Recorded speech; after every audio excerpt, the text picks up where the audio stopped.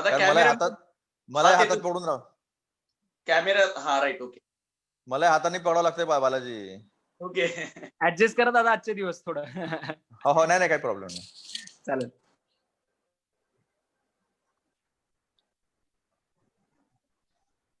वैभवजी पण लाईव्ह झालंय, तुम्ही चालू करा. येस. नमस्कार, मी ऍडव्होकेट दीपक राठोड, महाराष्ट्र प्रदेश युवक काँग्रेसच्या वतीनं आयोजित UPSCच्या यशवंतांसोबत बोल अनुभवाचे या कार्यक्रमामध्ये आपलं सर्वांचं स्वागत आहे. काल रात्री आपण नेहा किर्दकजी यांच्यासोबत लाईव्ह होतो. आज आपण भाग 2 मध्ये बीडचे मंदार पत्की यांच्यासोबत लाईव्ह आहोत. मंदार पत्की यांचा ऑल इंडिया रँक हा 22वा आहे. ते महाराष्ट्रातनं पुरुषात प्रथम आहेत. आज आपल्यासोबत ते या कार्यक्रमामध्ये विद्यार्थ्यांना मार्गदर्शन करण्यासाठी उपस्थित आहेत. सर्वप्रथम मंदारजी आपलं खूप खूप स्वागत आहे. समवेतच या कार्यक्रमाला मार्गदर्शन करायला आमचे मार्गदर्शक महाराष्ट्र काँग्रेस कमिटीचे प्रवक्ते आदरणीय अतुल दादा लोंढे हे सुद्धा आपल्यामध्ये उपस्थित आहेत. दादा आपलंही खूप खूप स्वागत आहे. त्याच समवेत आमचे सहकारी महाराष्ट्र प्रदेश युवक काँग्रेसचे प्रवक्ते प्राध्यापक बालाजी गाडे पाटील हे सुद्धा आपल्यामध्ये उपस्थित आहेत. आपलंही खूप खूप या कार्यक्रमामध्ये स्वागत आहे. खरं म्हणजे UPSCच्या रँकमध्ये यावर्षी महाराष्ट्राच्या शिरपेचामध्ये एक मानाचा तुरा मंदारजींच्या मार्फत रोवला गेला असं म्हणलं तर ते चुकीचं होणार नाही. कारण का संबंध भारतामध्ये त्यांचं जवळपास 22वा रँक हा आहे. महाराष्ट्राचा खरंच भूषण करावा असं हे काम आहे. कोविडच्या या सगळ्या परिस्थितीमध्ये या सर्व विद्यार्थ्यांचे मोठे कार्यक्रम होऊ शकत नाहीत. त्यामुळं आपण ऑनलाईन पद्धतीनं या सर्व विद्यार्थ्यांसोबत संवाद साधता यावा, पुढच्या पिढीला याचा फायदा व्हावा यासाठी हा सगळा आपण कार्यक्रम आयोजन करतोय. आपण सुरुवातीला प्राध्यापक बालाजी गाडे पाटील यांना मी विनंती करतो की आपण या कार्यक्रमाचा प्रस्तावना करावी. धन्यवाद दीपकजी. सर्वात प्रथम आपल्या सर्वांचं महाराष्ट्र प्रदेश युवक काँग्रेस कमिटीच्या या विशेष कार्यक्रमामध्ये मी स्वागत करतो. आजच्या या कार्यक्रमाला अध्यक्ष म्हणून उपस्थित आमचे मार्गदर्शक मित्र, मोठे बंधू, महाराष्ट्र प्रदेश काँग्रेसचे प्रवक्ते माननीय अतुल दादा लोंढे.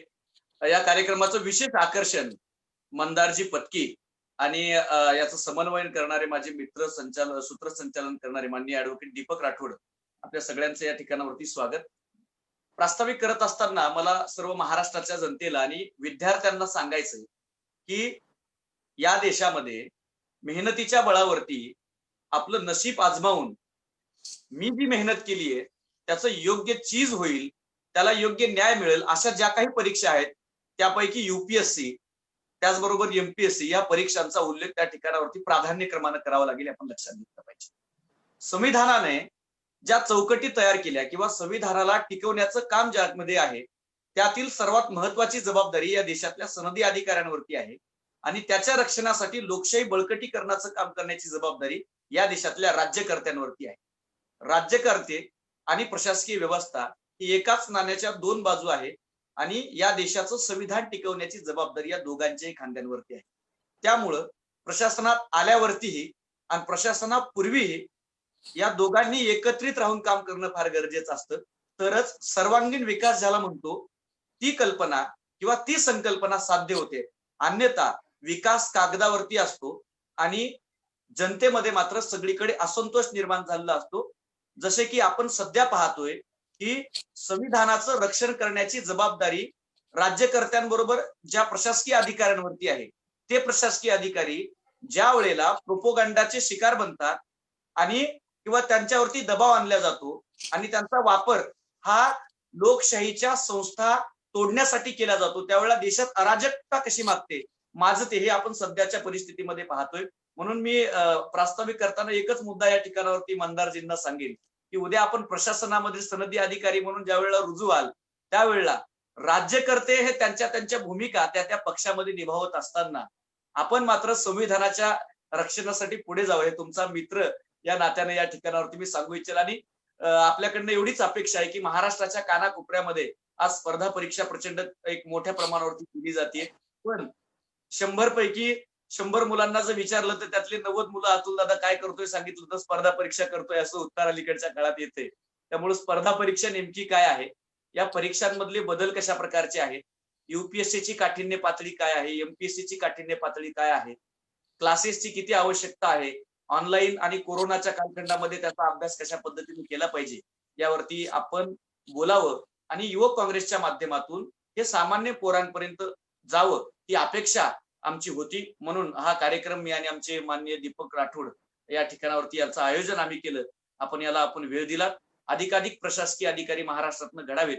युपीएससी मध्ये जो महाराष्ट्राचा टक्का कमी आहे तो आपल्या माध्यमातून मंदारजी वाढावा ही अपेक्षा आमची होती. म्हणून हा कार्यक्रम या ठिकाणावरती आयोजित केला.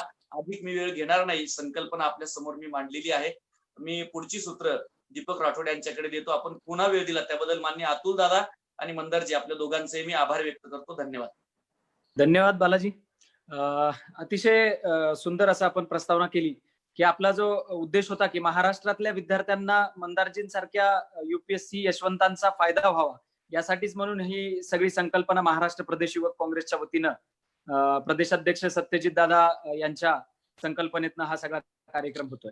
यानंतर मी आमचे मार्गदर्शक महाराष्ट्र प्रदेश काँग्रेसचे प्रवक्ते आदरणीय अतुल दादांना विनंती करणार आहे की दादा आम्हाला या कार्यक्रमासाठी आपण शुभेच्छा द्याव्या. धन्यवाद दीपक, धन्यवाद बालाजी. सर्वप्रथम युवक काँग्रेसचं सत्यजित तांबेंचं अतिशय मी अभिनंदन करतो, कौतुक करतो तुमचं की जी युवकांची गरज आहे त्या अनुषंगानं आपण वेगवेगळे कार्यक्रम राबवत असता आणि युवक काँग्रेस ही किती जागरूक आणि सजग आहे युवकांच्या प्रती याचं तुम्ही वारंवार प्रत्यय दिलेला आहे. यासाठी तुमचं पुनश्च एक वार अभिनंदन आणि खूप खूप कौतुक.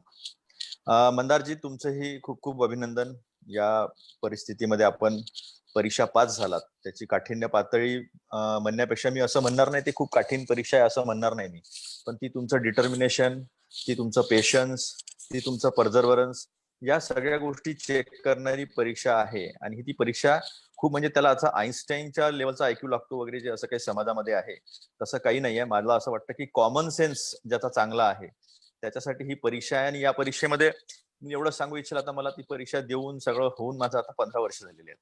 पण मला आता एवढंच सांगावं असं वाटतं नवीन पिढीला किंवा मंदारी कदाचित त्याच्याशी सहमत असेल. या परीक्षेचा मास्टर स्ट्रोक किंवा या परीक्षेचा क्रक्स ज्याला म्हणतो आपण, आत्मा जो म्हणतो तो हा आहे की आपण काय नाही केलं पाहिजे, काय नाही वाचलं पाहिजे, हा या परीक्षेचा मला नेहमी क्रक्स वाटत आलेला आहे. आणि दुसरी गोष्ट, तुम्ही जेव्हा ऑप्शनल चूज करता, म्हणजे आमच्या वेळेस 2 ऑप्शनल असल्यामुळे ती अतिशय महत्वाची बाब होती, पण आताही एक ऑप्शनल चूज करत असताना जनरली त्याचा खूप विचार केला पाहिजे व्यवस्थित पद्धतीने. म्हणजे तो आपल्याला आकलन होण्यास सोपा आहे का, त्याचं मटेरियल अवेलेबल आहे का, त्याचं गायडन्स अवेलेबल आहे का, आणि आपण त्याचे प्रश्न बघितल्यानंतर आपल्याला जर तो सोपा वाटला तर तो ऑप्शनल घ्यावा. आणि ऑप्शनल घेत असताना सर्वात महत्वाचं म्हणजे जे आपले 4 GS चे पेपर आहे, 2 तुमचे एसए चे पेपर आहेत, याच्याशी त्याचा काही संबंध आहे का. जसं आम्ही हा विचार करून पॉलिटिकल सायन्स घेतला होता आणि प्रिलिम्सला आम्ही जाणीवपूर्वक हिस्ट्री ठेवला होता, त्यामुळे बरंचसं आमचं जनरल स्टडीज जे आहे ते कव्हर होत होतं. आणि त्याचा परिणामही असा झाला, मंदार सांगेल मला 356 होते GS मध्ये. Probably I was second topper. तर असं प्लॅनिंग केलं पाहिजे. पण असो, मंदार त्याच्याबद्दल चांगला सांगेल करंट मध्ये काय आहे ते. पण मला एक गोष्ट एवढीच म्हणायची आहे की मंदारजी, तुम्ही आता IAS व्हाल, कदाचित तुम्हाला महाराष्ट्र कॅडर भेटेल. तुमच्या काळात तर तुम्हाला 3 ऑप्शन आहे. आम्हाला फक्त होम स्टेट प्लेआयवर लागायचं आणि नंतर मग ते कसं फिरत होतं, कसं कॅडर भेटायचं, या गोष्टी ज्या आहे त्या कळत पण नव्हत्या. म्हणजे त्या अजूनही कोणाला कळतात का याच्यावर माझा डाऊटच आहे. पण एक गोष्ट मात्र नक्की आहे की ब्युरोक्रेसीची वाटचाल ही कमिटेड पासून लॉयल्टीकडे जी चालली आहे, पॉलिटिकल लॉयल्टीकडे जी चाललेली आहे, ते अतिशय घातक आहे. Your loyalty and your commitment should be towards constitution and nobody else. तर हा जो आपण पॅटर्न स्वीकारलेला आहे, ते स्टील फ्रेम वगैरे जाऊ देते. स्टील फ्रेम यासाठी आहे कारण की परफॉर्मन्सच्या प्रश्नातून स्टील फ्रेम आणि कोणाचंही न ऐकणे, म्हणजे ही स्टील फ्रेम तोडणं आणि याच्यातून विकास साधणं, असे अनेक याच्यात दावे प्रतिदावे आणि अनेक हा जो वाद जो आहे, हा वाद या देशानं जेव्हापासून सिव्हिल सर्व्हिसेस आली ब्रिटिश काळापासून तेव्हापासून आपण पाहिली. पण मला ही स्टील फ्रेम म्हणण्यापेक्षा देश जेव्हा नवस्वतंत्र झालेला होता त्यावेळेस राजकारण्यांना पण काय करायचं काय नाही करायचं हा आपण राजकारणी पण शिकत होते. त्यावेळेस या ब्युरोक्रेसीनी या देशाला एक स्टेबल प्रशासन दिलं, एक स्थिर प्रशासन दिलं आणि एक दिशा जी आहे ती दिली. हे योगदान जे आहे ते ब्युरोक्रेसीचं, नोकरशाहीचं आपण मानलंच पाहिजे.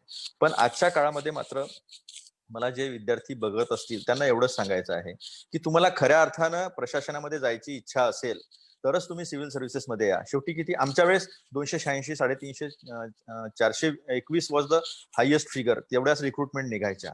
आणि आता मला वाटतं काहीतरी 800, 1000, 1100, 1200 पर्यंत जात आहेत. त्यामुळे ज्याची खूप आतमधून इच्छा असेल प्रशासनात जायची त्यांनीच एमपीएससी किंवा युपीएससी कडे गेलं पाहिजे. अन्यथा तुम्हाला अनेक ऑप्शन्स जे आहे ते आजच्या काळामध्ये अवेलेबल आहे. अनेक ऑप्शन्स अवेलेबल आहे. युपीएससीच केलं पाहिजे असं काही नाहीये.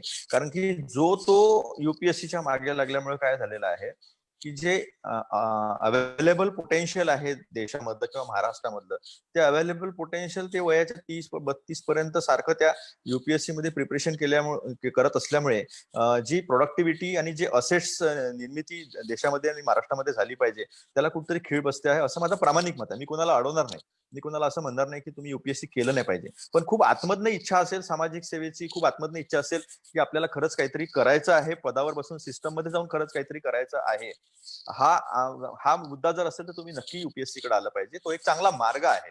आमच्या काळामध्ये मल्टीनॅशनल कॉर्पोरेशन वगैरे असं काही नव्हतं 2003-4च्या दरम्यान. म्हणजे हीच लुक्रेटिव्ह पोस्ट म्हणजे काय तर मग युपीएससी होतं.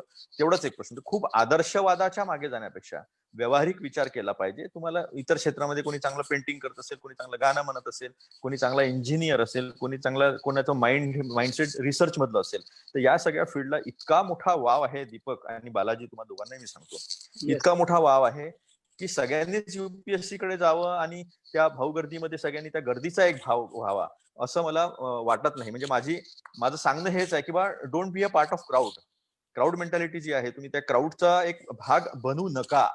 तुमची जी इच्छा असेल, तुमचं जे इन्क्लिनेशन असेल आणि तुम्ही जे चांगल्या पद्धतीनं करून तुम्हाला ज्या गोष्टीत आनंद मिळत असेल त्या गोष्टीकडेच आपण गेलं पाहिजे. अशी माझी जेवढे आपले तरुण युवक जे बघत असतील त्यांना अशी माझी विनंती आहे. आता युवक काँग्रेसमध्ये तुम्ही लोक काम करता, ही सुद्धा एक सिव्हिल सर्व्हिसच आहे, नागरी सेवाच आहे तसं पाहिलं तर. याला रोज परीक्षा द्यावी लागते. युपीएससी, मला असं वाटायचं की UPSC was the toughest exam. आणि युपीएससी दिल्यानंतर मी जेव्हा राजकारणामध्ये 11-12 साली आलो त्याच्यानंतर मला असं जाणवायला लागलं की being a politician and being in politics is much more tougher than the civil services. कारण रोजची परीक्षा आहे इथे, रोजची कॉम्पिटिशन आहे. तर त्यामुळे मला असं वाटतं की ही खूप चांगली गोष्ट आहे. म्हणजे मी युपीएससीला कमी लेखत नाही, पण एवढ्या कमी पोस्टमध्ये टॅलेंटला किती वाव मिळेल तिथे हाही एक प्रश्न आहे. कारण की ती खूपच सर्व्हायव्हल ऑफ द फिटेस्टची परीक्षा आहे. सगळीकडेच आहे, पण सगळीकडे इतर ठिकाणी ज्या ऑपॉर्च्युनिटीज अवेलेबल आहे, जितक्या संधी जास्त आहे त्याच्या तुलनेमध्ये सिव्हिल सर्व्हिसेसमध्ये टक्का हा कमी आहे. दुर्दैवाने एक गोष्ट ही म्हणावी लागेल की आमच्या काळामध्ये 286 पोस्ट होत्या तेव्हा 44 लोक सिलेक्ट झाले होते. जेव्हा 350 होत्या तेव्हा 80 लोक सिलेक्ट झाले होते. जेव्हा 421 होत्या तेव्हा मला वाटतं आमच्या वेळेस 91 की 92 लोक जे आहे ते सिलेक्ट झाले होते. टक्का हा आमचा जास्त होता त्यावेळेसचा. आणि आत्ताचा जो टक्का आहे, जरी तुम्हाला दिसत असेल, मला वाटतं यावर्षी काहीतरी 80 लोक पास झालेत ना दीपक? 80. आणि पोस्ट किती होत्या? 826 होत्या ना? 830. 830. म्हणजे हा 10 पेक्षा थोडासा कमी आहे टक्का. हा आमच्या काळामध्ये हा 20% आसपास होता. त्यामुळे मला एक शेवटली अशी विनंती आहे मंदारजी तुम्हा लोकांना, तुम्ही आता खूप करंट मध्ये आहे आणि माणूस जेव्हा ज्यावेळेस इंटरव्ह्यू देतो ना त्यावेळेस तो त्याच्या नॉलेजच्या पीकवर असतो, त्याच्या कॉन्फिडन्सच्या पीकवर असतो इंटरव्ह्यूच्या वेळेस. बरोबर आहे ना मंदार? हो, अगदीच बरोबर आहे. अगदी. म्हणजे तुम्ही काहीही विचारा, Mandar is ready to answer that. कारण की त्याची ती प्रोसेस जी आहे ती पूर्ण झालेली आहे. प्रिलिम्सची ऑब्जेक्टिव्हची प्रोसेस पूर्ण झाली, 9 पेपर तुमचे मेन्सचे झाले आणि एवढा मोठा इंटरव्ह्यू झाला. तर तुम्ही मला एक सामाजिक जाणीव म्हणून मंदारजी, गरीब लोकांमध्ये पण खूप टॅलेंट असतं. मला तर ग्रामीण टॅलेंटवर खूप विश्वास आहे. ते रोज समस्यांना पुढे जात असतात, समस्यांचं समाधान शोधत असतात, सोल्युशन शोधत असतात. तर मला तुमची एक विनंती आहे, काँग्रेसतर्फे मी तुम्हाला विनंती करतो, तुमचा मोठा भाऊ म्हणून तुम्हाला विनंती करतो की तुम्हाला अजून 2 महिने जॉईनिंगला असेल. आमच्या वेळेस लभासनाला 11 ऑक्टोबरमध्ये लोक जायचे. सप्टेंबरच्या लास्ट वीकला सगळ्या प्रोसेस पूर्ण व्हायच्या आणि ऑक्टोबरला ते जायचे. तर तुम्हाला हा 2 महिन्याचा जो कालावधी आहे, हा कालावधी तुम्ही अँथ्रोपॉलॉजीचा क्लास का घेत नाही ऑनलाईन आमच्यासाठी? जी मुलं असतील त्यांना पैसे वाचतील त्यांचे. दिल्लीच्या भाऊगर्दीत जायचं, तिथे 2 लाख रुपये फी द्यायची, तिथे राहण्याचा खर्च करायचा, 4-5 लाख रुपये खर्च करायचे आणि हातात फ्रस्ट्रेशन यायचं. माझं असं म्हणणं आहे की क्लास लावणे युपीएससी मध्ये काही क्लास लावूनच होतं असं नाही आहे. एका वेळेस 1 लाख लोक दिल्लीमध्ये प्रिपेअर करतात, ते सगळे पास होतात का? तर पास होत नाही. It's a exam of common sense. Essay मध्ये तुम्ही जर गॅझेट बघितलं तुम्हाला लक्षात येईल की त्याच्यामध्ये सेल्फ एक्सप्रेशन हा शब्द आहे. प्रत्येक आन्सर मध्ये सेल्फ एक्सप्रेशन असलं पाहिजे, एसे मध्ये सेल्फ एक्सप्रेशन असलं पाहिजे. माझा कंटिन्यू दोन्ही मेन्सला माझा स्कोर हा 138-124 राहिलेला आहे एसेला. ते माझा हाच अनुभव आहे की आपण जेवढं दैनंदिन जीवनातले उदाहरणं आपलं ऑब्झर्वेशन व्हॅल्यू आपण जितकी दाखवू आन्सरमध्ये तितकी ती चांगली आहे. पण आता तुम्ही त्याच्या पीकवर आहे. तुम्ही जर हे क्लासेस ऑनलाईन घेतलेत 2 महिने, जर ऑनलाईन तुम्ही तुमचा अँथ्रोपॉलॉजी शिकवून दिला, ज्या लोकांनी अँथ्रोपॉलॉजी घेतलाय त्यांना लिंक दिली हे बालाजी वगैरे, आणि त्यांना जर 2 महिने तुम्ही शिकवले तर तुम्हाला एक सामाजिक सेवा, एक आपलं सोसायटी प्रती आपलं जे देणं आहे त्याची पण भावना तुमची पूर्ण होईल आणि लोकांचे पैसे वाचतील, लोकांचा श्रम वाचतील. आणि पेरेंट्सवर जो प्रेशर येतो, कॅपिटल इंटेन्सिव्ह एक्झाम आहे, मंदार मानशील तू ही गोष्ट तसं पाहिलं तर तुम्ही जर ही जबाबदारी जर घेतली तर कदाचित अनेक लोकांचं भलं होईल. आम्ही असं प्रबोधनीमध्ये करायचो. गणेश बरे वगैरे जे आहे ते पॉलिटिकल सायन्स शिकवायचे. मी आजही जातो, मी आजही फॉरेन रिलेशन शिकवायला जातो. इकॉनॉमीवर आजही मी बजेटचे अनालिसिस करत असतो, युनियन बजेटचे. तर मी पुराणा आजही माझ्या परीने जेवढं मला सांगता येईल परीक्षेच्या बाबतीत तेवढं मी सांगत असतो. त्यातनं एक समाधान भेटतो आपल्याला की आपण पास झालोय. My score was 1190 Mandar. Okay. I was out of the list. कारण जागाच मध्ये आमच्या वेळेस अच्छा. अजून 3 मार्क असते तर मला आयपीएस मिळालं असतं. ओके. तर हा एवढी जीवघेणी ही स्पर्धा आहे. मंदार सांगेल तुम्हाला त्यावेळेस 1190 हा स्कोर काय होता. आजचा थोडासा बदललेला आहे, पण त्यावेळेस 1190 हा स्कोर फार हँडसम स्कोर होता. पण तो भाग आलाही जा. तर तुम्ही ही जर सामाजिक जबाबदारी पार पाडली मंदारजी तर तुम्हाला पण खूप समाधान भेटेल.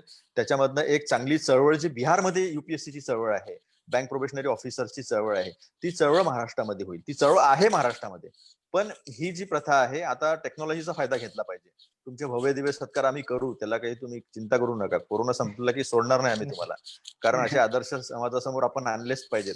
पण आज तुम्ही जर हे केलं मंदाजी, सगळ्या लोकांनी मिळून जर 4-5 ऑप्शनल, एक जॉग्राफी कॉमन ऑप्शनल आहे, पब्लिक ऍडमिनिस्ट्रेशन कॉमन ऑप्शनल आहे, सोशिओलॉजी, हिस्ट्री, पॉलिटिकल सायन्स आणि अँथ्रो, असे जर तुम्ही 5-6 लोक मिळून 5-6 लोकांचे जर ऑप्शनल असतील दीपक आणि बालाजी, तर तुम्ही त्यांचे क्लासेस जे आहे डेली जे आहे 1 तास 1.5 तासाचा जर तुम्ही हे क्लास केला आणि पोरं जर तुम्ही कलेक्ट केले, सारथी असेल, बार्टी असेल, या सगळ्या ठिकाणी पोरं रजिस्टर्ड आहेत वेगवेगळ्या क्लासेसमध्ये, ते आपोआप येतील तुमच्याकडे.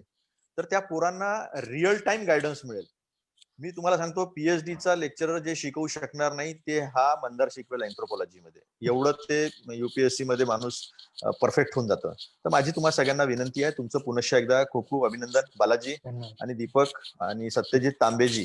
सत्यजितजी, विशेषतः तुम्ही हा उपक्रम राबवत आहात, तुमचं फार फार अभिनंदन, फार फार कौतुक आणि ऑल द बेस्ट. मंदार, तुला महाराष्ट्र कॅडर जवळपास भेटेलच, काही डाऊट नाही त्याच्यात. थँक्यू दादा, थँक्यू. मला बोर्ड करायचा फ्लाईट, मला Yes, मंदारचं ऐकायला आवडलं असतं, पण मला तेवढी परवानगी द्यावी. येस दादा, निश्चित दादा. खूप खूप धन्यवाद आपले. आपण आपला स्वतःचाही अनुभव सांगितलात आणि त्याच समवेतच जे काही संकल्पना आपण मांडली की पुढच्या विद्यार्थ्यांना हा सर्व फायदा व्हावा. तर आमचं काल प्रदेश अध्यक्ष सत्यजित दादांसोबत बोलणं झालंय की आज जे सगळे हे युपीएससीचे आपले यश संपादन केलेले विद्यार्थी आहेत त्यांना एकत्र करायचं आणि त्यांना निवासी शिबिरामध्ये एकत्र करून काही विद्यार्थ्यांना तिथं बोलून महाराष्ट्रातल्या त्याचा फायदा त्यांना कसा करून घेता येईल या पद्धतीचं आमचं थोडंसं प्लॅनिंग पुढच्या काळामध्ये मंदार जे आहे त्यामध्येही आपण आपला वेळ आणि सहभाग आम्हाला द्याल याची निश्चित आम्हाला खात्री आहे. या समवेत आपल्यासोबत महाराष्ट्र प्रदेश महाराष्ट्र प्रदेश अनुसूचित जातीचे विभागाचे कार्याध्यक्ष आणि आमचे युवक काँग्रेसमधले मार्गदर्शक औरंगाबादवरनं आदरणीय जितेंद्र देहाडे साहेब, जे मुंबई कृषी उत्पन्न बाजार समितीचे 10 वर्ष संचालक सुद्धा होते, ते आपल्यासोबत जॉईन झालेले आहेत. ते आपल्या कार्यक्रमाला इथं शुभेच्छा देणार आहेत. दादा, मी आपल्याला विनंती करतो की आपण कार्यक्रमाला शुभेच्छा द्याव्या. सर्वांना माझा सर्वप्रथम नमस्कार. बालाजी, दीपक, खूप दिवसानंतर आज पुन्हा तुम्ही मला बोलवलं. सर्वप्रथम मी महाराष्ट्र प्रदेश युवक काँग्रेसचे आभार मानतो व नेहमीच तुम्ही समाजासाठी, समाजातील तरुणांसाठी अत्यंत चांगले असे उपक्रम तुम्ही नेहमी राबवता, त्याबद्दल पुन्हा तुमचे खूप खूप मी अभिनंदन करतो.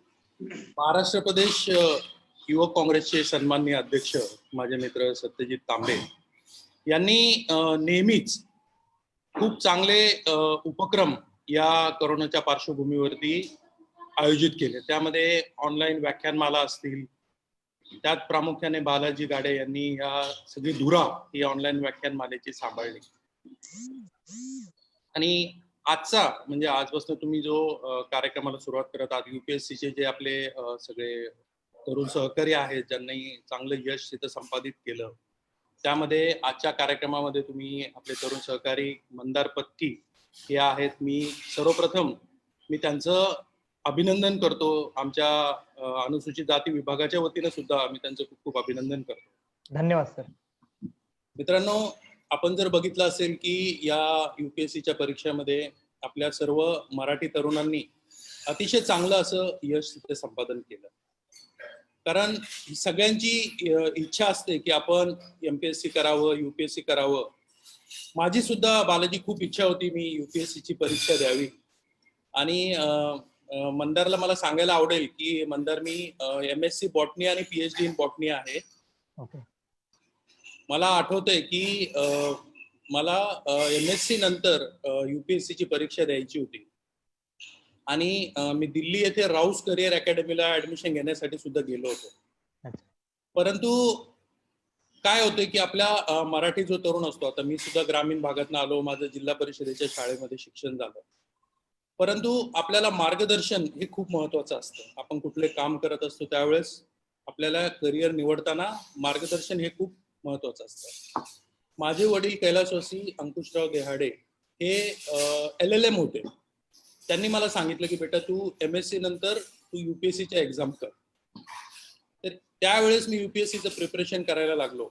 परंतु आपल्याला जर माहित असेल की माझा जो विषय होता एमएससीला बॉटनी हा लाईफ सायन्समध्ये येतो आणि लाईफ सायन्सचं प्रिपरेशन करायचं म्हणजे त्याच्यामध्ये जवळपास 7 ते 8 सब्जेक्ट हे लाईफ सायन्समध्ये असतात. आणि त्यावेळी मला असं लक्षात आलं की it's not my cup of T.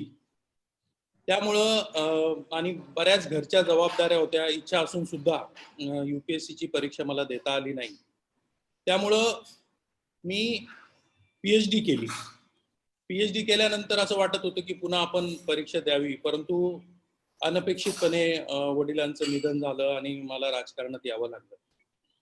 परंतु कायम माझा नेहमी मला असं वाटायचं की आपण युपीएससी द्यावी, आपण IAS व्हावं किंवा IPS व्हावं, IRS व्हावं, ही अशी नेहमी इच्छा होती. परंतु दुर्दैवानं ती इच्छा माझी पूर्ण झाली नाही. परंतु माझं जे स्वप्न आहे, मी हे तुमच्यासारख्या तरुणांमधून मी माझं स्वप्न बघतो. कारण आज तुम्ही मोठे होत आहात, तुम्ही तिथे युपीएससी परीक्षा पास झालेल्या आहात. माझ्या तुम्हाला खूप खूप शुभेच्छा. व तुमच्यासाठी आणि आज तुम्ही वेळात वेळ काढून आमच्या या युवक काँग्रेसच्या कार्यक्रमाला इथे आलात, कारण आपल्याला आज संपूर्ण महाराष्ट्र हा ऐकतो आहे आणि विशेषतः ग्रामीण भागातील तरुण, कारण त्यांच्याकडे सगळ्या सुविधा उपलब्ध नसतात. बरेचसे तरुण अभ्यास करतात परंतु त्यांना कोचिंग सुद्धा घेता येत नाही.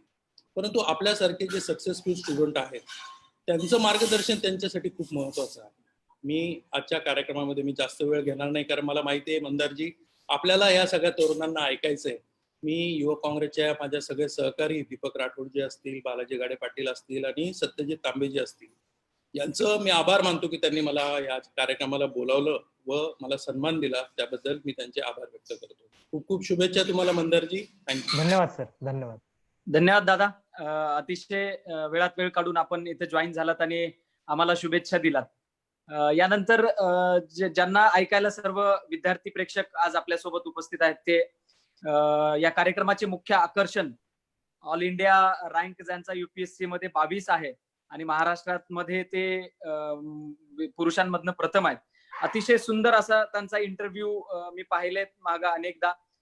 मी त्यांना विनंती करतो की आपण आता मुख्य मुलाखतीला सुरुवात करू. मंदारजी, सुरुवातीला आपल्या शालेय शिक्षण, महाविद्यालयीन शिक्षण आणि आपल्या पदवीबद्दल थोडंसं आम्हाला विस्तृत सांगावं. अगदी. नमस्कार, माझं नाव मंदार जयंतराव पत्की. मी बीड येथील रहिवासी आहे आणि बीड मधूनच माझं प्राथमिक शिक्षण म्हणजे 10वी पर्यंत कम्प्लीट झालं आहे. त्याच्यानंतर मी 2012 साली डिप्लोमा इन मेकॅनिकल इंजिनिअरिंग याच्यासाठी गव्हर्नमेंट पॉलिटेक्निक पुणे येथून प्रवेश घेतला. 2015 साली माझा डिप्लोमा संपला. त्याच्यानंतर मी डिग्री करण्यासाठी Vishwakarma institute of technology VIT Pune येथून माझी बीटेक मेकॅनिकल ही डिग्री घेतली.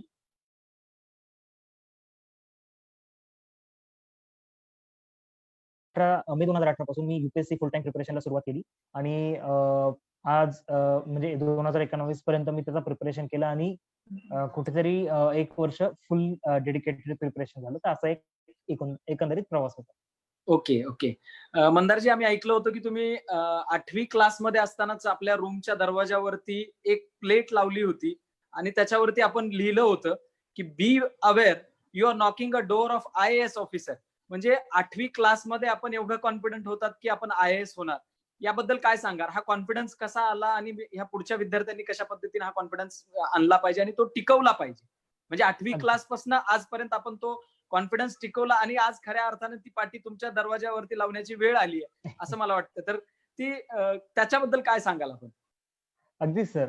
म्हणजे 8वीतला मुलगा ते हे फक्त स्वप्नच पाहत असतो. त्याला सातत्यात किंवा त्याला सत्य परिस्थितीत उतरवण्यासाठीची जी मेहनत लागते, जे सेल्फ ॲक्च्युअलायझेशन लागतं, ते मला असं वाटतं की कुठेतरी प्रवासात अगदी शैक्षणिक प्रवासात आपल्याला कळत जातं. माझ्यासाठी माझ्या डिग्रीमध्ये कुठेतरी एक सेल्फ एनालिसिस करण्यात आलं होतं. कुठेतरी कॉस्ट बेनिफिट एनालिसिस केलं होतं आणि तेव्हा लक्षात आलं होतं की बाबा टेक्निकल सर्व्हिसमध्ये काही आपल्याला जास्त रस नाहीये. एकदा 20 इयर्स डाउन द लाईन स्वतःला आपण टेक्निकल सर्व्हिसमध्ये बघत नाही आहोत. त्या ॲडमिनिस्ट्रेटिव्ह सर्व्हिस हे जे आपलं 8वीचं ड्रीम आहे, ते आता अचीव्ह करण्यासाठी ती वेळ आली आहे. आणि मग नक्कीच त्यासाठी लागणारं हार्ड करण्याची इच्छा विद्यार्थ्यांनी ठेवणं हे सर्वात पहिलं मला वाटतं तो एक स्टोन असतो. त्याच्यानंतर या पूर्ण प्रवासामध्ये अगदी UPSC is a long term journey. त्याच्यामध्ये कन्सिस्टंट राहणं खूप महत्वाचं आहे. तर मला असं वाटतं की कन्सिस्टन्सी विद्यार्थ्यांनी कुठेही हरवू नये. आणि अजून एक गोष्ट म्हणजे की कुठेतरी मेंटल स्ट्रेस अनेक दा येत असतो या प्रवासामध्ये. तो आपण एलिमिनेट तर नाही करू शकत, पण तो रिड्यूस किंवा तो कंट्रोल करणं हे विद्यार्थ्यांना मी नक्कीच सांगेल. कारण की कुठेही मेंटल बॉकडाऊन होऊन जाऊ देऊ नये आणि एक सातत्याने प्रवास करत राहावा आणि आपल्या एफर्ट्समध्ये कुठेही कमी नाही पडावं. एवढंच विद्यार्थ्यांना मी सांगेल की हे विद्यार्थ्यांनी करत राहावं. निश्चित मंदारजी, आपण जसं म्हणालात की आपण हे सगळं सक्सेस पाहत असताना कुटुंबाचा फार मोठा रोल याच्यामध्ये सर्वांच्याच असतो. तर आपल्या कुटुंबाचा याच्यामध्ये कशा पद्धतीने रोल होता? मग ते आई बाबा असतील किंवा बाकी सर्व कुटुंबाचे सदस्य, याच्याबद्दल अगदी. थोडंसं आम्हाला विस्तृत सांगा. तर मी स्वतःला खूप नशीबवान समजतो की मी कुटुंबाचा शेवटपर्यंत कन्सिस्टंट सपोर्ट राहिला होता. अगदी मेंटली असेल, फायनान्शियली असेल. 2018 साली मी डिग्री पास आउट झालो. त्याच वर्षी वडील सेवानिवृत्त झाले होते MSCB मधून. तर कुठेतरी एका युवकाच्या मनात जी असते की बाबा आपण फायनान्शियली इंडिपेंडंट नाही आहोत. तर ती सुद्धा कुठेतरी एक गोष्ट मनात होती. परंतु घरच्यांचा नेहमीच सपोर्ट राहिला. घरच्यांनी सांगितलं की स्वतःला 3 वर्ष दे आणि 3 वर्षात तुझा ड्रीम अचीव्ह करण्याचा प्रयत्न कर. तर कुठेतरी ते एक होतं. घरच्यांनी नेहमीच निगेटिव्हिटी पासून दूर ठेवलं. ते एक बफर झोन सारखे ऍक्ट झाले आणि जे नातेवाईक किंवा अनेक ठिकाणून जी निगेटिव्हिटी येत असती, ती कुठेतरी माझ्यापर्यंत पोहोचू दिली नाही आणि मला असं वाटतं की त्याचा नक्कीच खूप चांगला उपयोग मला झाला आहे. तर माझ्या 2 मोठ्या बहिणी आहेत. त्यांनी नेहमी मला सपोर्ट करत राहिल्या. अगदी कुठलचीही मदत लागली तरी करण्याची क्षमता आणि करण्याची तयारी त्यांची होती.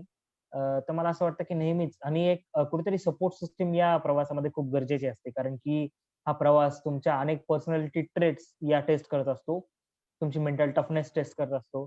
तर कुठेतरी हा सपोर्ट नक्कीच खूप महत्वाचा असतो आणि मला असं वाटतं की कुटुंबाने हा सपोर्ट मला प्रोव्हाईड केला आणि यशामध्ये एक अर्धा वाटा नक्कीच त्या कुटुंबाचा आहे, एवढं मी सांगेन.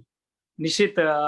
आम्ही एका इंटरव्ह्यू मध्ये आपल्या बाबांचं ऐकलं होतं की मंदार हा लहानपणापासून फार खोडकर होता आणि तो दंगा करत करत अभ्यास करायचा, असं बाबांचं म्हणणं होतं. आणि ते त्यावेळेला त्यांनी सांगितलं होतं की मी खरंच नशीबवान आहे म्हणे की माझ्या नावाने म्हणजे आज मंदारच्या नावाने मला ओळखलं जातं. हा खरंच एकदम कुटुंबासाठी फार आनंदाचा दिवस आहे असंच म्हणावं लागेल. मंदारजी, मगाशी आपण उल्लेख केलात की आपलं इंजिनिअरिंग कंप्लीट झालंय. आज अनेक विद्यार्थी, आपले इंजिनिअरिंगचे विद्यार्थी हा कार्यक्रम पाहत आहेत. काल नेहाजी मेडिकलच्या विद्यार्थिनी होत्या. आज आपण इंजिनिअरिंगचे विद्यार्थी आहात. तर जे काही कॉम्पिटिटिव्ह एक्झाम आणि इंजिनिअरिंग याचं कॉम्बिनेशन कशा पद्धतीने आपण जुळून आणलं किंवा कसं आपण इंजिनिअरिंगच्या पोरांना काय सल्ला द्याल याच्याबद्दल? अगदी सर, की कॉम्पिटिटिव्ह एक्झामिनेशनमध्ये मी एक पहिली गोष्ट क्लिअर करू इच्छितो, की तुमचं बॅकग्राऊंड नक्कीच मॅटर करत नाही. इंजिनिअरिंगचे आपण सध्या जो आपण ट्रेंड पाहतो, तर इंजिनिअरिंगचे खूप विद्यार्थी UPSC असेल, MPSC असेल ह्याच्याकडे अट्रॅक्ट होत आहेत. तर त्यांना मी असं सांगेल, की फक्त जसं अतुल सरांनी सांगितलं, की फक्त क्राऊडचा हिस्सा बनून म्हणून जाऊ नका प्रिपरेशन मध्ये.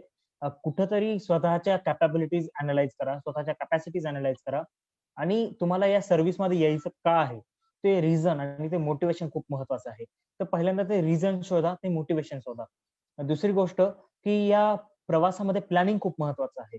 जर प्लॅन केलं नाही, जर एखादं हॅपॅझार्ड सारखं प्रिपरेशन करत राहिलात, तर कुठेतरी लॉजिकल कन्क्लुजन त्या प्रिपरेशनला भेटत नाही.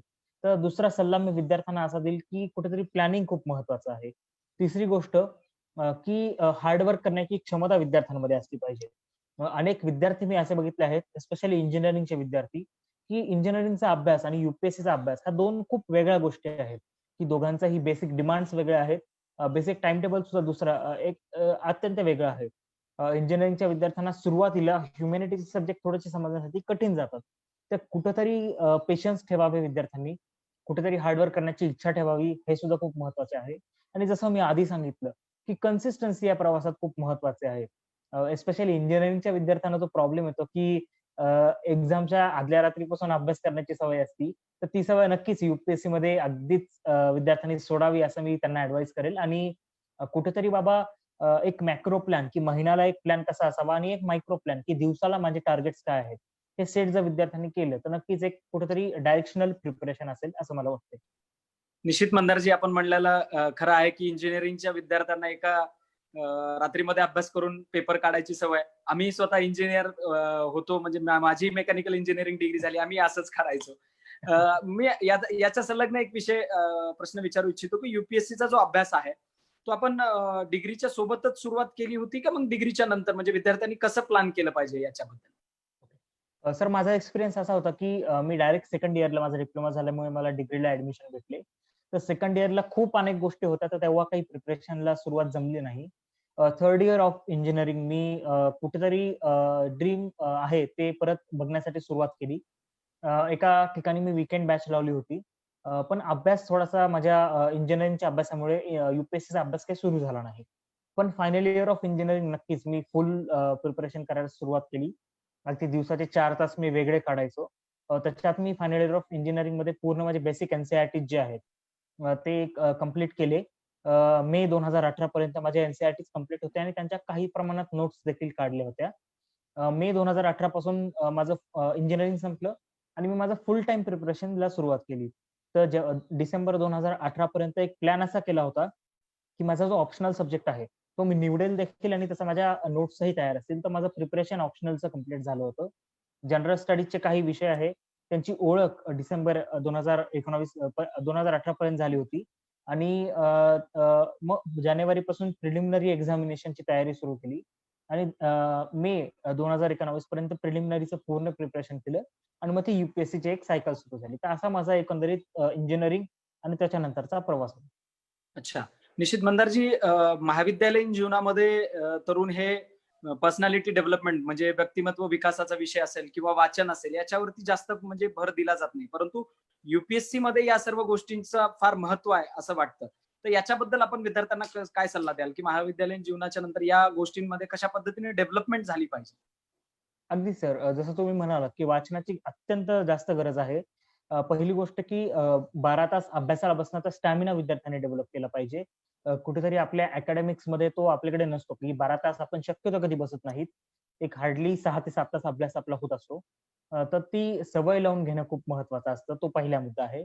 दुसरा मुद्दा की आपल्या अकॅडमिक्समध्ये आपण कधी फेल्युअर खूप जास्त वेळेस बघितलेलं नसतं, की एखादा विषय जरी गेला आहे, तरी तो पुढच्या सेमिस्टरमध्ये काढणे. अशी एक सवय आपल्याला असती. पण युपीएससी मध्ये जर एखादी प्रिलिमिनरी एक्झामिनेशन गेली किंवा मेन्स एक्झामिनेशन गेली, तर पुन्हा आपल्याला सुरुवातीपासून करावी लागते. तर ही गोष्ट कुठेतरी विद्यार्थ्यांनी मनात ठेवावी. तिसरा मुद्दा की मेंटल टफनेस. युपीएससी हे फक्त तुमच्या अभ्यासाची टेस्ट नाहीये. तर तुम्ही मेंटली किती टफ आहात, तुमची डिसिजन मेकिंग ॲबिलिटी कशी आहे, तुमची एनालिटिकल ॲबिलिटी कशी आहे, तर या ॲबिलिटीज डेव्हलप करणं खूप गरजेचे आहेत.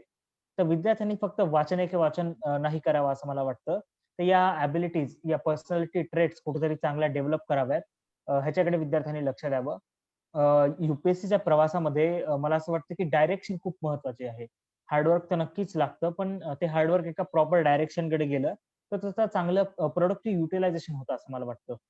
तर कुठेतरी फक्त क्लासेसच नाही तर कुठेतरी चांगले मेंटर्स तुम्ही शोधा, ज्यांनी ऑलरेडी युपीएससी क्रॅक केले आहे, किंवा जे युपीएससीच्या प्रवासात ज्यांना थोडासा एक्सपिरियन्स आहे. तर अशा मेंटर्स कडून सुद्धा जर गायडन्स घेतला तर मला असं वाटतं की खूप एक चांगली मदत होते. मी स्वतःला भाग्यवान समजतो की मला चांगले गायडन्स अवेलेबल होते. तर नक्कीच प्रवासामध्ये ज्यांना युपीएससीची काही पाठ ओळख नाही आहे, त्यांनी एक कुठून तरी मेंटरिंग घ्यावी, एवढं मी विद्यार्थ्यांना नक्की सजेस्ट करेन. नक्कीच. निश्चित मगाशी आपण उल्लेख केलात की आपण GPP ला आपला डिप्लोमा झाला आणि BIT ला आपलं इंजिनिअरिंग झालं. आपण प्रॉपर बीडचे आहात. घरापासनं दूर राहताना विद्यार्थ्यांना म्हणजे कशा पद्धतीचा आपण सल्ला द्याल? अनेक मोह असतात जे आवरता येत नाहीत, किंवा मग आपण कुठल्या गोष्टी कॉम्प्रोमाइज केल्या याच्याविषयी थोडंसं आम्हाला विद्यार्थ्यांना सांगाल तर चांगलं. अगदी सर, म्हणजे की जेव्हा एखादा मुलगा अगदी 10वी नंतर डायरेक्ट घराबाहेर पडतो, तर खूप नवीन अशा गोष्टी असतात की ज्या डिस्ट्रॅक्ट करू शकतात. खूप अशा गोष्टी असतात की ज्या कळत नसतात. मग मला असं वाटतं की पण घराबाहेर पडणं ही खूप महत्वाची गोष्ट आहे, कारण की सेल्फ रिलायंट राहणं हे कुठेतरी विद्यार्थ्यांनी शिकायला पाहिजे.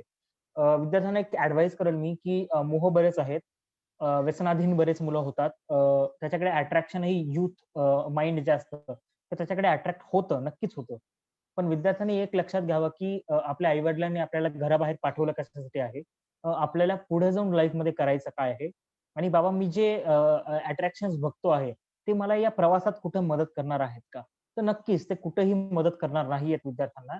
तर अशा मला असं म्हणायचं आहे की व्यसनांपासून, अशा हॅबिट्स पासून थोडंसं विद्यार्थ्यांनी दूर राहावं.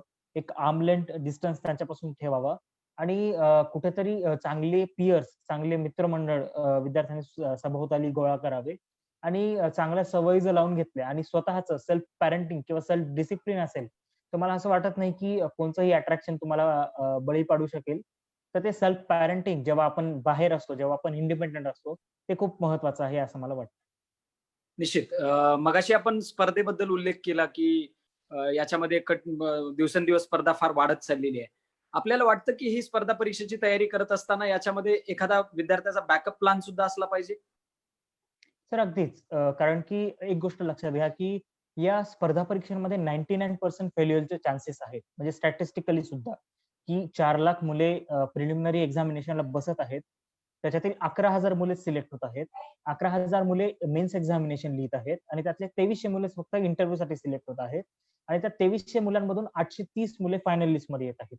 तर आपण बघू शकतात, की प्रत्येक लेव्हलवर एलिमिनेशन खूप आहे. तर कुठेतरी 1-2 अटेम्प्ट झाल्यावर प्लॅन बी चा विचार विद्यार्थ्यांनी करावा. जेव्हा आपण एंटर होत आहोत, तेव्हा आपले प्लॅन बी एक विचार केलेला असावा विद्यार्थ्यांनी. माझ्यासाठी तो प्लॅन बी असा होता, की एक बँकिंगचे एक्झामिनेशन द्याव्यात, किंवा एम-पी-एस-सी, महाराष्ट्र पब्लिक सर्व्हिस कमिशनचे एक्झामिनेशन द्यावी, हा एक प्लॅन होता. दुसरा एक प्लॅन होता, की कुठेतरी माझ्या एका मित्राचा स्टार्टअप होता, तर त्याच्यासाठी आपण जॉइन व्हावं. तो एक कुठेतरी मनात विचार केला होता. तर नक्कीच प्लॅन बी खूप महत्वाचा आहे. एस्पेशली अशा मुलांसाठी की ज्यांच्या फायनान्शियल कंडिशन्स खूप काही घरच्या चांगल्या नाही आहेत, की अशा मुलांसाठी की एक 3-4 वर्ष कॉम्पिटिटिव्ह एक्झामिनेशन्स मध्ये झाली आहेत. तर त्यांना मी नक्कीच ऍडवाइस करेल की प्लॅन बी ठेवा, आणि तो प्लॅन बी एक्झिक्यूट करण्याची क्षमता सुद्धा ठेवा. येस, निश्चित. आपण आता पुणे असेल, दिल्ली असेल, इथं अनेक भरमसाठ या UPSC क्लासेस आहेत, किंवा मग ऑनलाईन म्हणजे वेगवेगळे साधन उपलब्ध आहेत. आपण काय सल्ला द्याल विद्यार्थ्यांना? म्हणजे अनेकांचा विषय असतो की लाखो रुपये त्याच्यामध्ये क्लासेसमध्ये किंवा याच्यामध्ये खर्च करायचा, हाही विषय असतो. या या सर्वांबद्दल आपलं काय मत आहे? म्हणजे ऑनलाईन प्रिपरेशन करायला पाहिजे, क्लासेस लावायला पाहिजेत, की कशा पद्धतीने आपण काय सल्ला द्याल विद्यार्थ्यांना? Yes sir. सर पहिली गोष्ट की आपल्या महाराष्ट्रामध्ये हे जी दिल्ली हाईप आहे युपीएससी साठी, की आय-ए-एस बनायचं असेल तर दिल्लीलाच जावं. मला असं वाटतं की खूप मिसअंडरस्टँडिंग आहे ती. माझं स्वतःचं प्रिपरेशन पूर्णपणे पुण्यात झालेलं आहे. त्यामुळे मला असं वाटतं की मी बरोबर माणूस आहे या गोष्टी सांगायला, की दिल्लीमध्ये जर तुमच्याकडे आर्थिक हे नसेल, बॅकअप नसेल, तुमच्याकडे दिल्लीत जायची क्षमता नसेल, तर नक्कीच विद्यार्थ्यांनी जाऊ नये. पुण्यामध्ये किंवा अगदी तुमच्या घरात राहून सुद्धा खूप खूप चांगलं प्रिपरेशन होऊ शकतं. हा पहिला मुद्दा. दुसरा मुद्दा की तुम्ही म्हणालात की अनेक असे क्लासेस असतात की जिथं खूप बलाढ्य अशी फीस वसुली केली जाते, आणि ते क्लासेस काही वेळेस विद्यार्थ्यांची क्षमता नसते. तर नक्कीच एवढे क्लासेस नाही लावले तरी जमतील. अगदी पुण्यामध्ये खूप चांगला गाईडन्स उपलब्ध आहे. साठी मी जसं आधी सांगितलं की डायरेक्शन खूप महत्वाची आहे. तर ती डायरेक्शन एक तर क्लासेस प्रोव्हाईड करू शकतात. ती डायरेक्शन तुम्हाला मेंटर्स प्रोव्हाइड करू शकतात किंवा ती डायरेक्शन तुम्हाला तुमचे सिनियर्स प्रोव्हाइड करू शकतात.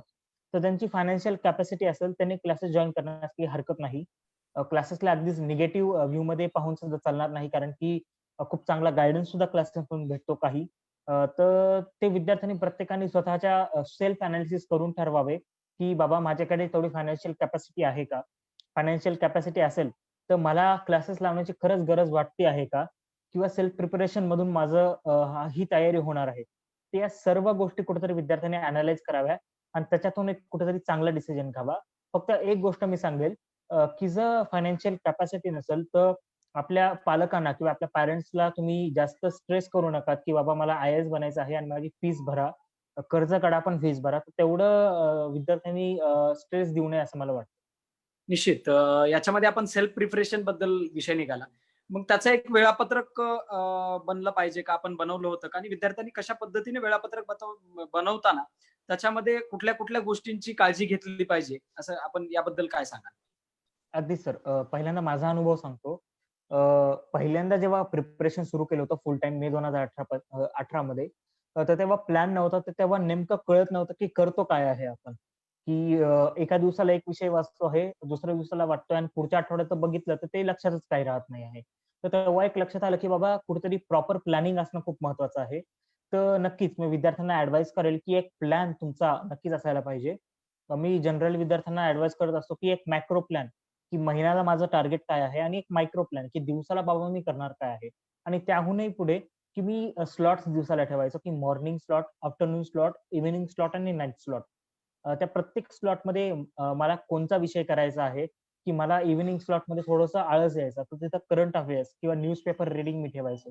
तर असे स्वतःचा एनालिसिस करून त्यानुसार दिवसाचा प्लॅनिंग विद्यार्थ्यांनी करावा असं मी सांगेल. तो पहिला मुद्दा. सर दुसरा मुद्दा जसं तुम्ही म्हणालात, की ह्याच्यात प्रॉब्लेम्स काय-काय येतात.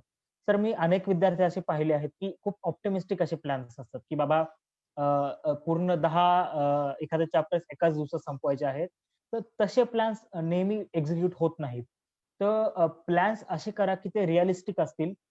तुमच्या कॅपॅसिटीज ओळखा, की माझी रीडिंग स्पीड काय आहे, की बाबा मी दिवसाला फक्त 100 पानात वाचू शकतो आणि जर प्लॅनिंगमध्ये मी 150 पाने ठेवले, तर that plan is bound to be fail. So विद्यार्थ्यांनी पहिल्यांदा सेल्फ अनालिसिस करा. तुमची रीडिंग स्पीड तपासा. तुम्ही दिवसाला किती तास देऊ शकतात ते तपासा आणि त्या तासांमध्ये तुमचा प्रोडक्टिव्ह अभ्यास किती होत आहे, ते विद्यार्थ्यांनी फाइंड आउट करणं खूप गरजेचं आहे. प्लॅनिंग करताना तो प्लॅन एक्झिक्यूट झाला पाहिजे हे कुठेतरी डोळ्यासमोर ठेवा आणि जर झाला नाही, तर सेल्फ पॅरेंटिंग करा, की एखादा समजा आळसामुळे माझा झाला नाही, तर स्वतःला कुठेतरी शिक्षा देणं हे खूप गरजेचं आहे. तर तेवढं रुथलेस हे यू प्रवासात नक्कीच असणं अपेक्षित आहे विद्यार्थ्यांकडून. आणि एक अजून एक मुद्दा सांगतो, की सेल्फ पॅरेंटिंगचं महत्त्व इतकं आहे, की बाबा आजचा एखादा गोल किंवा टार्गेट कंप्लीट झालं नाहीये, तर त्याचे रिझन्स काय होते? त्याचा माझा लेथर्जिकपणा त्याला जबाबदार होता का? हे विद्यार्थ्यांनी फाइंड आउट करणं आणि उद्या ते ती मिस्टेक मी रिपीट करणार नाही. एक नवीन मिस्टेक करेल आणि त्यातून नवीन काहीतरी शिकेल. तर हा एक माइंडसेट असणं खूप गरजेचं आहे. तर त्याप्रमाणे विद्यार्थ्यांनी त्यांचा माइंडसेट बनवावा असं मी विद्यार्थ्यांना सजेस्ट करेन. निश्चित. आपण अनुभव सांगताना आपला थोडं प्री मेन्स आणि खास करून आपल्या इंटरव्ह्यू बद्दल थोडंसं कशा पद्धतीने आपला इंटरव्ह्यू झाला आणि त्याच्याबद्दल आम्हाला थोडंसं डिटेल सांगितलं म्हणजे ते विद्यार्थ्यांना सोयीस्कर पडेल. ओके.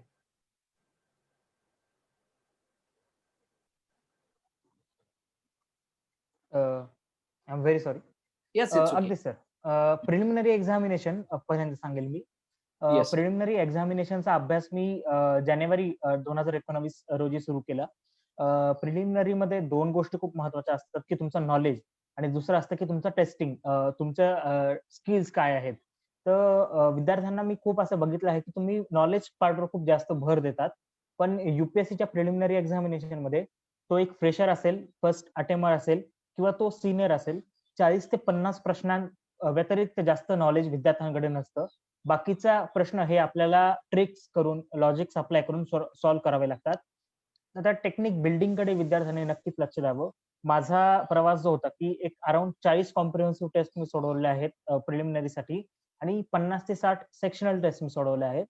तर कुठेतरी टेक्निक्सवर खूप जास्त भर दिला आणि मला असं वाटतं, की त्या टेक्निक्स मला खूप उपयोगात आला, की फायनल यू पेपरमध्ये मला 40 क्वेशन्स फक्त माहीत होते पण माझा स्कोर हा 120 आलेला आहे. तर कुठेतरी त्या टेक्निक्सनी मला खूप मदत केली. तर तो एक पहिला मुद्दा प्रिलिमिनरीसाठी. दुसरा मुद्दा प्रिलिमिनरीसाठी की सिलेबस कव्हर करणं खूप गरजेचं आहे. कोणताही असा सिलेबस ठेवू नका, की बाबा हा मला जमत नाहीये आणि हा माझ्याच्याने होणार नाही. तर प्रत्येक तुम्ही तुमच्या ज्या वीकनेस असेल त्या एव्हरेज करा आणि तुमच्या स्ट्रेंथ ज्या असेल, की मला पॉलिटी हा विषय खूप सोपा जायचा, तर मी ती युटिलाइज केलं गोष्ट. पॉलिटीचे माझे क्वेश्चन्स चुकणार नाही हे मी कुठेतरी एक बघितलं. तर ते कुठेतरी विद्यार्थ्यांनी करणं गरजेचं आहे. तिसरी गोष्ट प्रिलिमिनरी एक्झामिनेशनमध्ये मी खूप विद्यार्थ्यांना पाहिलं आहे, की निगेटिव्ह मार्किंगला विद्यार्थी खूप घाबरतात. तर विद्यार्थ्यांनी निगेटिव्ह मार्किंगला घाबरून जाऊ नये. निगेटिव्ह मार्किंग आहे, पण त्याच्यात मला रिस्क फॅक्टर किती घ्यायचा आहे, ती रिस्क टेकिंग एबिलिटी विद्यार्थ्यांनी नक्कीच डेव्हलप करणं खूप गरजेचं आहे. ते एक मी सांगेल. सर अजून एक महत्त्वाचा मुद्दा एक्झामिनेशनसाठी मला सांगायचा आहे, की तुम्ही टेस्ट किती घेत आहात त्याच्यावर थोडंसं नियंत्रण असणं गरजेचं आहे. तुम्ही टेस्ट सॉल्व्ह कसे करत आहात आणि त्या टेस्टचं एनालिसिस तुम्ही करत आहात का नाही, ते खूप महत्त्वाचं आहे. तर हे झालं प्रिलिमिनरी एक्झामिनेशनसाठी. मेन्स एक्झामिनेशनसाठी मला असं वाटतं, की तुमचा लिहिण्याचा सराव, तुमचा आन्सर रायटिंग प्रॅक्टिस अत्यंत महत्त्वाचा रोल प्ले करतं. त्यामुळे विद्यार्थ्यांनी आन्सर रायटिंगकडे खूप चांगलं लक्ष दिलं पाहिजे. अगदी प्रिपरेशनच्या पहिल्या दिवसापासून तुम्ही केलं नाही तरी जमेल. पण एक कुठेतरी फाउंडेशन, एक बेसिक नॉलेज तुमच्याकडे आलं आणि त्याच्यानंतर जर आन्सर रायटिंग प्रॅक्टिस विद्यार्थ्यांनी सुरू केली, तर विद्यार्थी खूप चांगल्या फायद्यात राहतील असं मला वाटतं. तो पहिला मुद्दा. दुसरा मुद्दा, की मेन्सचा सिलेबस जो आहे, तो खूप वास्ट आहे असं निदर्शनास येतं.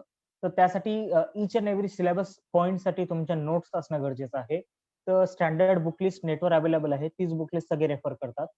त्यातून तुमच्या शॉर्ट नोट्स तुम्ही बनवल्या पाहिजेत आणि त्यासारख्या रिवाईज केल्या पाहिजेत. तर ते रिव्हिजन जे तुम्ही देतात, त्याच्यामुळे तुमचा कंटेंटवरचा कॉन्फिडन्स खूप चांगला होतो.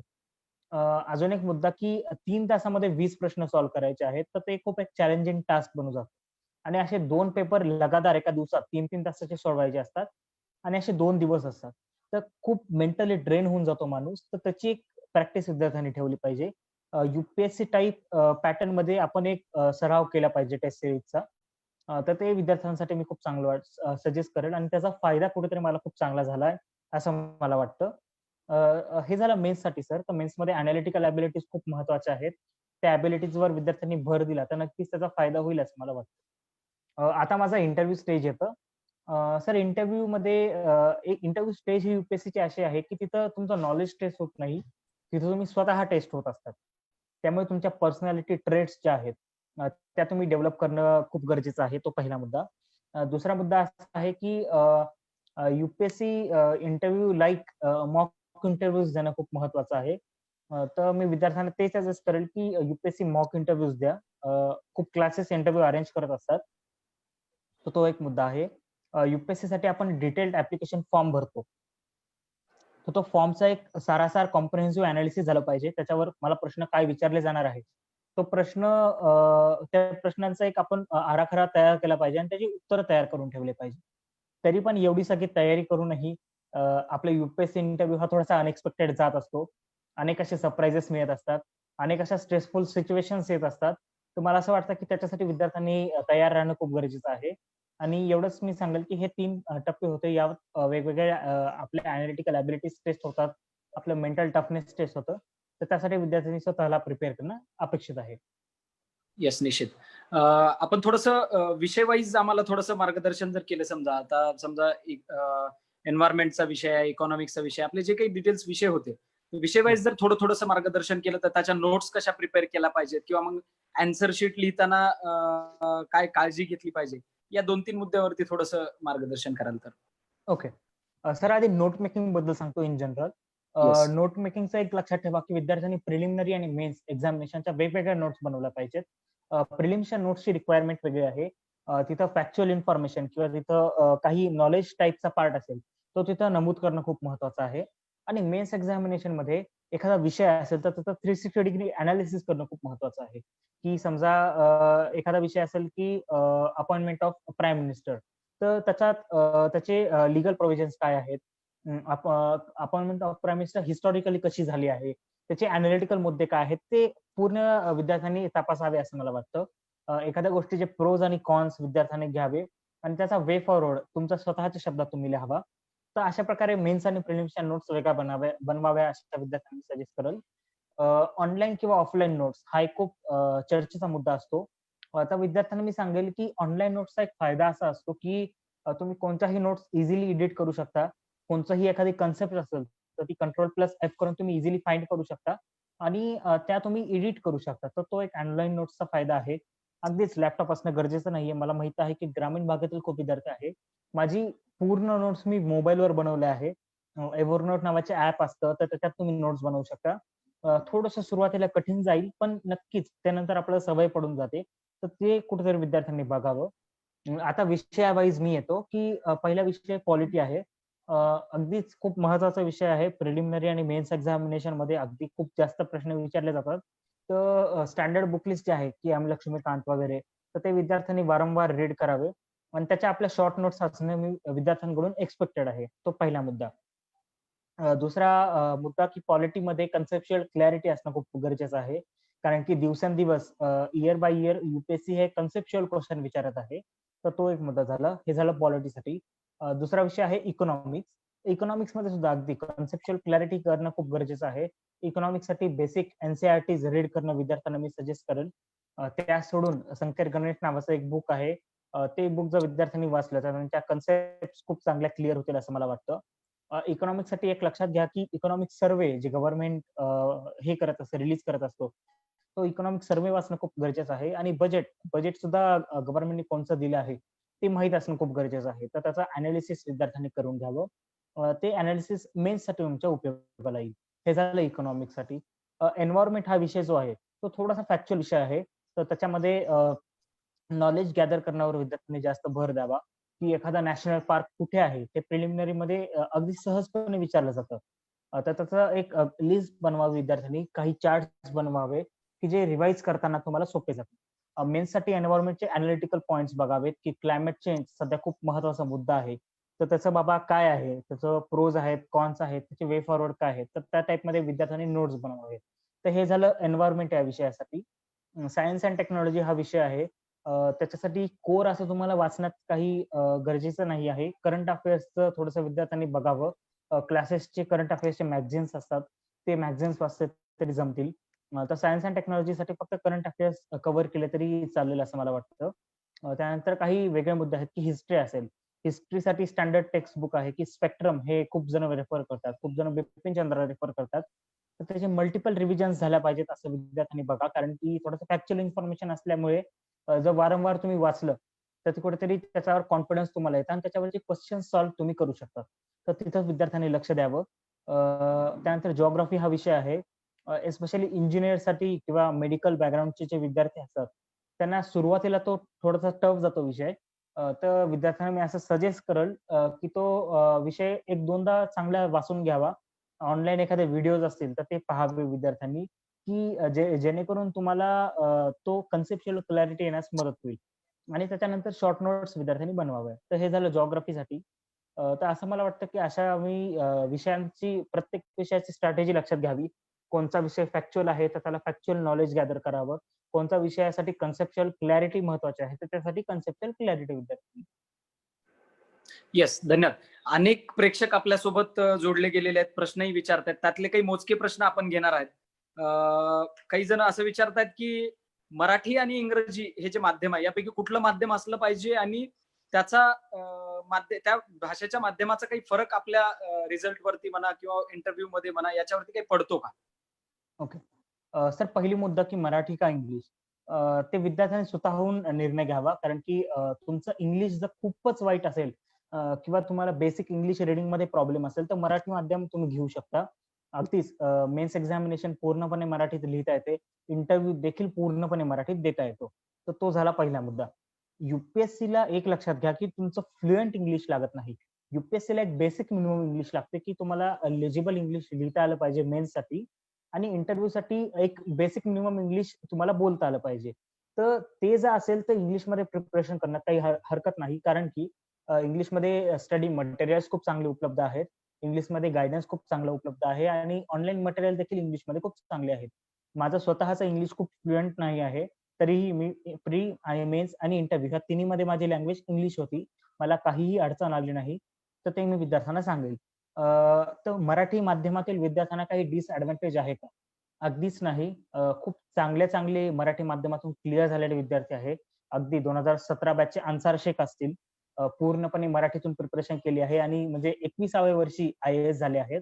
तर खूप महत्त्वाची गोष्ट लक्षात घेण्यासारखी आहे, की तुमचं मीडियम मॅटर करत नाही. तुमचं नॉलेज मॅटर करतं. तुमच्या एनालिटिकल एबिलिटीज मॅटर करतात. तुम्ही स्वतःला प्रेझेंट कसे करत आहात ते मॅटर करतं. तर कम्युनिकेशन स्किल्स तुम्हाला कोणत्या लँग्वेज मधून कम्फर्टेबल आहे ती लँग्वेज विद्यार्थ्यांनी चूज करावी, असं मी विद्यार्थ्यांना सांगेन. येस. अभिजित जमदाडेजी एक प्रश्न विचारतायत. ते म्हणतात की मेन्स मध्ये हँडरायटिंग हा विषय मॅटर करतो का? म्हणजे हँडरायटिंग हा विषय. अगदी. सर खूपच वाईट हँडरायटिंग असेल, अगदीच वाचता येत नसेल, तर ते थोडंसं प्रॉब्लेमॅटिक आहे. तर हँडरायटिंग कसं असावं, तर लिजिबल हँडरायटिंग असावं, की ते ॲटलीस्ट वाचता यायला पाहिजे. तर खूपच अगदी हस्ताक्षर वर्गासारखं हँडरायटिंग अगदीच अपेक्षित नाही आहे आणि ते होत पण नाही. कारण की 3 तासामध्ये 20 मार्क सोडवायचे असतात आणि त्यात आपल्याला 250 मार्कांचा पेपर कव्हर करायचा असतो. तर ते कुठेतरी टफ असतं आणि तिथं हँडरायटिंग कन्सिस्टंट ठेवलं हे खूप एक चॅलेंजिंग टास्क असतं. तर हँडरायटिंग खूपच वाईट असावं नाही. ते वाचता आलं पाहिजे आणि वाचता आलं आणि लिजिबल हँडरायटिंग असलं तर दॅट इज ओके. त्या लेव्हलचं हँडरायटिंग असलं पाहिजे असं मला वाटतं. येस. निश्चितच सर्व जे पालक वर्ग सुद्धा हा कार्यक्रम पाहत आहेत. अनेक पालक विद्यार्थ्यांना त्यांचे हे असते की ते सोशल मीडियावरती विद्यार्थी आजकाल फार असतात. मग हे सोशल मीडियाचे प्लॅटफॉर्म्स विद्यार्थ्यांनी वापरले पाहिजेत का? मग त्याच्यासाठी म्हणजे त्या प्लॅटफॉर्मचा उपयोग अभ्यासासाठी कसा करून घेतला पाहिजे? याच्याबद्दल आपण काय सांगाल? कारण का हा एकदम सगळं सोशल मीडियाचं युग आहे. तर अनेक पालक सुद्धा हा कार्यक्रम बघतात. तर त्याच्याबद्दल काय सांगाल आपण? ओके. सर 2 मुद्दे आहेत त्याच्यामध्ये. पहिली गोष्ट की इंटरनेटचा UPSC मध्ये वापर आणि दुसरी गोष्ट की सोशल मीडियाचा डिस्ट्रॅक्शन होणारं. तर पहिला मुद्दा जो की इंटरनेट अगदीच खूप चांगलं युटिलायझेशन आहे.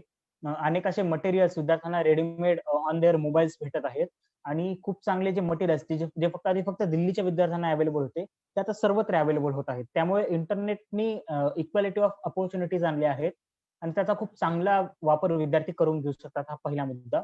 पण त्याचबरोबर सोशल मीडियाचे डिस्ट्रॅक्शन्स खूप अधिक आहेत. WhatsApp, Twitter, Facebook ह्याला खूप विद्यार्थी अटॅच असतात. त्याच्यामध्ये खूप असा वेळ विद्यार्थ्यांचा जातो. तर असं असेल तर मी विद्यार्थ्यांना सजेस्ट करेल, की या सोशल मीडिया प्लॅटफॉर्म्स पासून आर्म लेंथ डिस्टन्स ठेवणं गरजेचं आहे.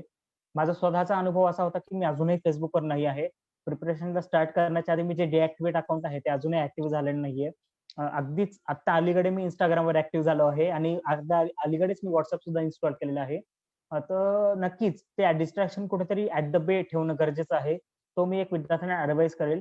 गेमिंगला जास्त ॲडिक्ट होऊ नका, सोशल मीडियाला जास्त ॲडिक्ट होऊ नका. थोडंसं अभ्यासावर कॉन्सन्ट्रेट करा आणि अभ्यासाचे तास प्रोडक्टिव्ह कसे होतील आणि त्याच्यासाठी प्रोडक्टिव्ह युटिलायझेशन ऑफ इंटरनेट कसं करता येईल, ह्याचं विद्यार्थ्यांनी आणि अगदी पालकांनी सुद्धा थोडंसं लक्ष ठेवलं तर मला वाटतं की बरं पडेल.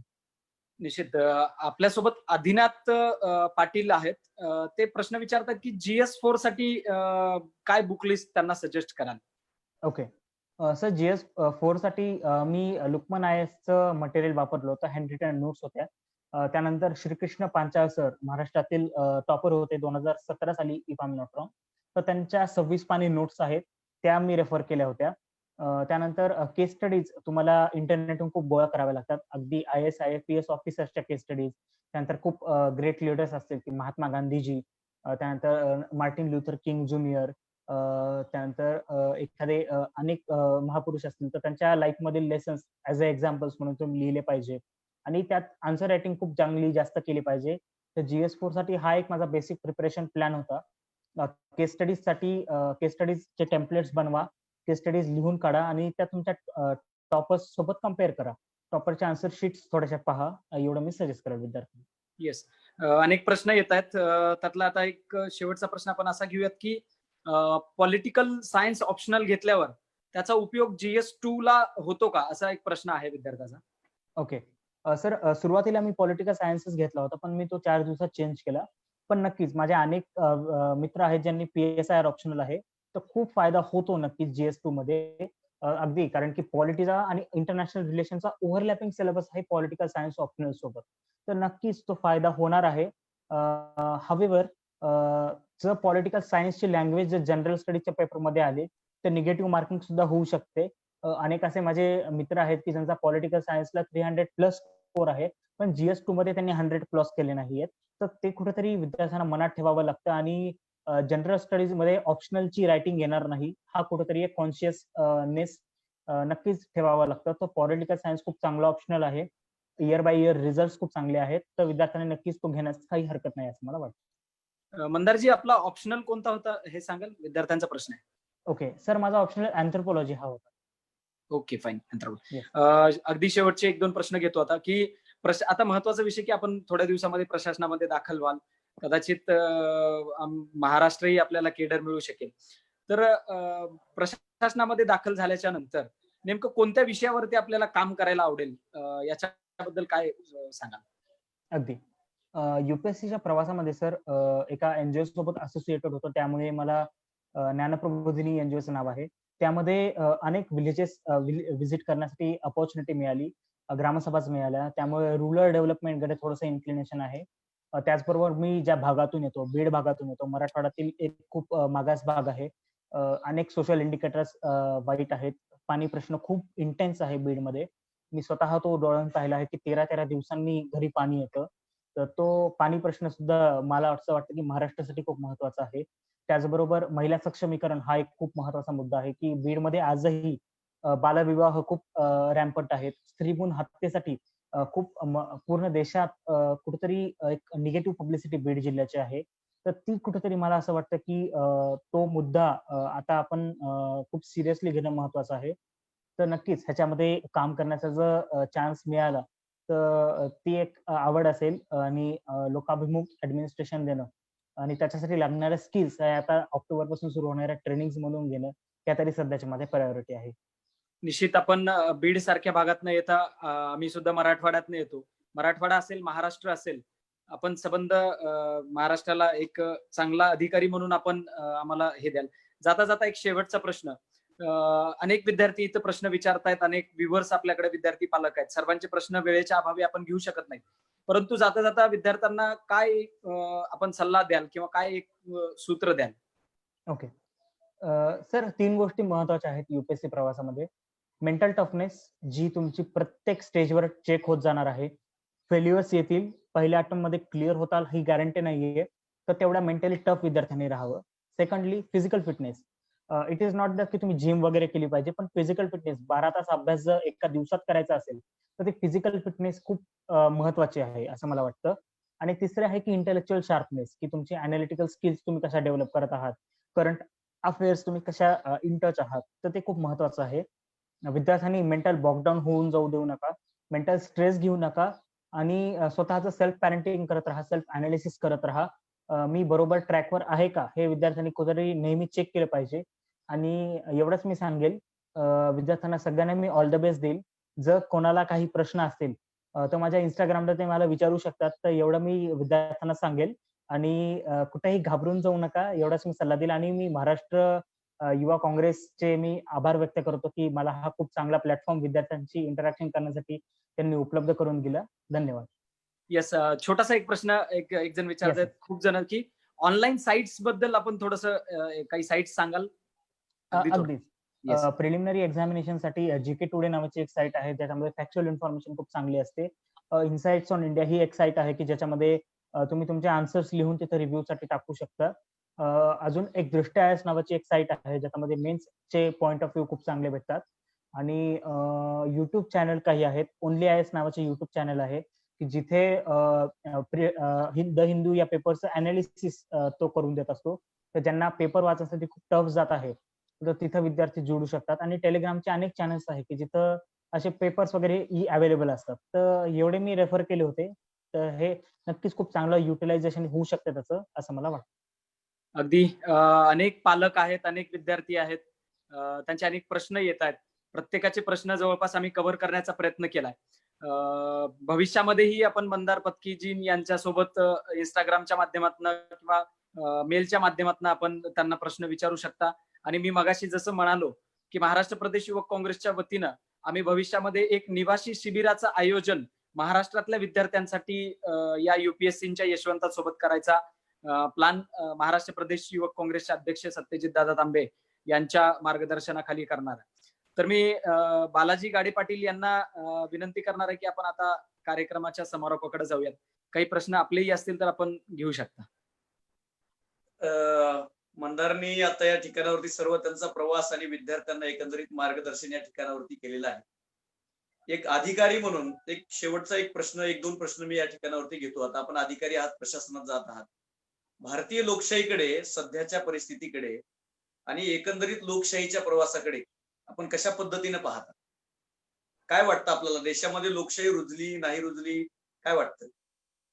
अगदी सर, मला असं वाटतं की आपल्या 70 वर्षांचा जो आपण प्रवास पाहिला, तर कुठेतरी लोकांना नक्कीच जाणीव झालेली आहे की लोकशाही म्हणजे काय आहे, ऍडमिनिस्ट्रेशन किंवा शासनाला अकाउंटेबल कसं धरावं, यासाठी ज्या अनेक टेक्निक्स असतील त्या आपण या अनेक प्रवासामधून आलेल्या आहेत.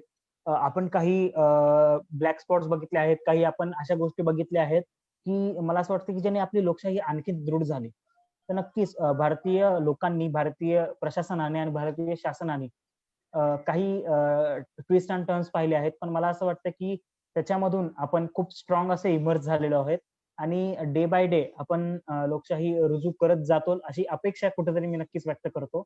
आणि ऍज अ प्रशासकीय अधिकारी मी एवढंच सांगतो की ज्या माझ्या कॉन्स्टिट्यूशनची मी ज्या व्हॅल्यूज आहेत, जी ड्युटी मला कॉन्स्टिट्यूशनने दिली आहे, त्याच्याशी एकसंध राहण्याचा नक्कीच मी नेहमीच प्रयत्न करत राहील.